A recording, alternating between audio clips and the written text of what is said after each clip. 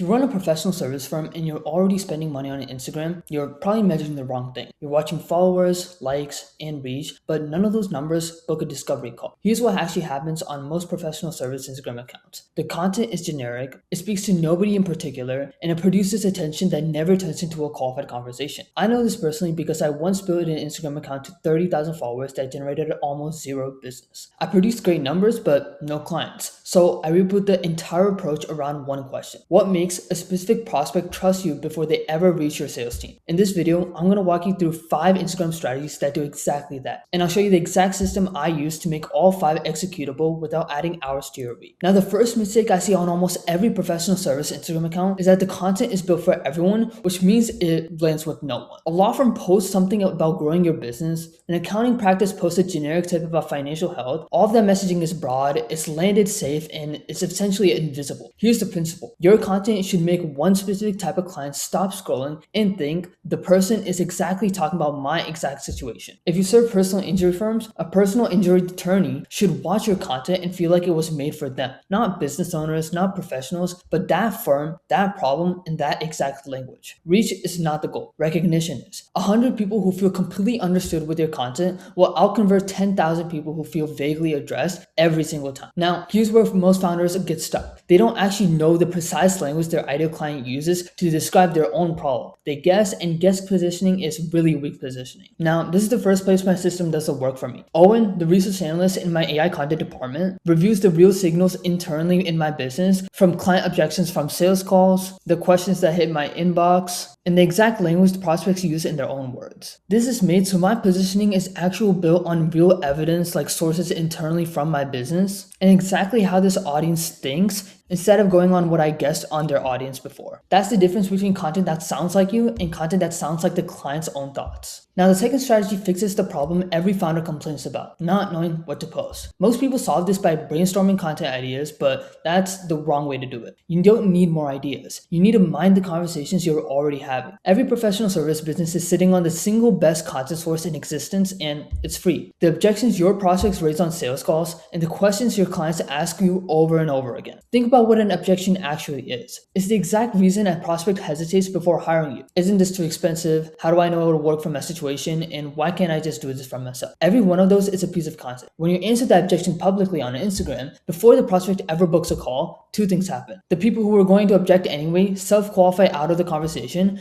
and the people who stay show up to the call already believing you. Now, listen to that one more time. Your content is not there to impress people. It's there to handle the objection before your sales team has to. By the way, if you want to map this out for your specific firm, there's a link in the description to book a call with me. No pitch, just a conversation about your acquisition situation. We also have a resource that will generate you a personalized Instagram strategy to get you more results from your Instagram, so you can check that out as well down below. Now, this is again Owen's actual job inside the AI content department. He uses all the recurring objections, the client results, the audience comments, and turns them into content opportunities. So I'm actually creating content around the objections, the questions that's always being asked over and over again, and not things that have just been mentioned one time only. Now, the third strategy is what happens when someone watches your content and wants more. Most professional service accounts send that person to a link in their bio, a passive page, a form, and you lose them because you've taken a warm moment of interest and turned it into a cold area. On Instagram, the conversation is the funnel. The DM is where the trust gets built, where you qualify, and where the actual call gets booked. So every call to action you write should be designated to start a conversation, not send someone away from the platform. Instead of link in bio, it's comment this word and I'll send it to you. And instead of visit my site, it's DM me the word strategy to get this resource. You're pulling them into a conversation, not pushing them out to a page. The phrasing of that call to action is not a really small detail. A tiny change in wording can be the difference between 50 DMs and 5. And that's why I don't guess at all. Miles, the copywriter in this AI content department, writes and crafts the specific hooks and call to actions designed to trigger a DM. And when one of those call to actions start outperforming the rest, then Claire, my experimentation analyst, isolates that specific variable that made it work and runs a control test hypothesis to confirm it actually works and validates it to make sure we can actually repeat that before we roll that phrasing out across every other post. So the funnel isn't built on a lucky post. It's a tested, repeatable mechanism. Now, this is the strategy that ties the other 4 together, so I want to slow down and show you the actual system. When most founders hear AI for content, they think it means AI writes their captions. That's the smallest, least important part of this. Writing was never the bottleneck. Knowing what to write, for whom,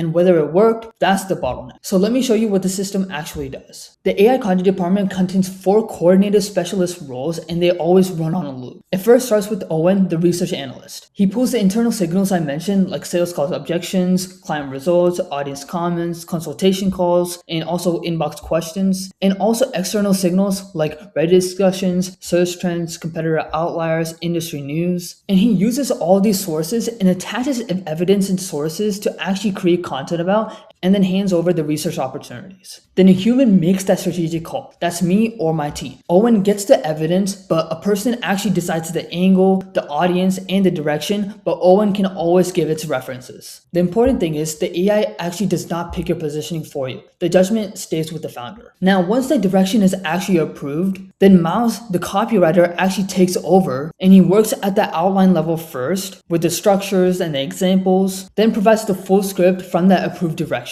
And after that post gets published, Nora, the performance analyst, closes that loop. She compares what went out against the real baseline and flags the outliers, the posts and variables that actually beat the expectations. And those outliers go to Clara, which is the experimentation analyst. She investigates what made an outlier an actual outlier, and then forms a testable hypothesis, and then designs a controlled experiment to validate on those variables, and then the winning variables all get documented, and then Miles, the copywriter, produces the variations to test them on repeat. Notice what this is. It's not a caption generator. It's a research, strategy, writing, measurement, and testing loop with the human making every strategic decision. That's the difference between using AI and having a content system. Now, I should be clear about what you're looking at. This is a demonstration built to show you the workflow, not a live connection to anyone's private accounts. But the loop, Owen to human strategy, to Miles, to Nora, to Clara, is exactly how the process runs. Now, the last strategy is the one that changes how you make every decision. You have to watch the right numbers. Most founders make content decisions off vanity metrics, likes, followers, count, reach. Those numbers feel like progress, but they don't tell you whether the content is actually doing its job, which is producing qualified conversations with the right people. I learned this the expensive way. I built an account to 30,000 followers and almost no business resulted because I was optimizing for the wrong metrics and ignoring the right ones. Now, the metrics that matter for a professional service firm are very simple. How many DM conversations did the content start? How many of those were with your actual ideal client? How many turned into booked calls? And what your close rate looks like on those calls versus the leads you're currently paying for. And here's the uncomfortable truth. A post with 10,000 views and 0 booked calls ultimately failed. But a post with 400 views and produced 3 conversations with the right kind of clients succeeded. If you're only watching views, you'll kill your best content and scale your worst. This is Nora's job inside the system. She doesn't just report engagement. She compares content against business outcomes and feeds the evidence back to Owen, Clara, and Miles,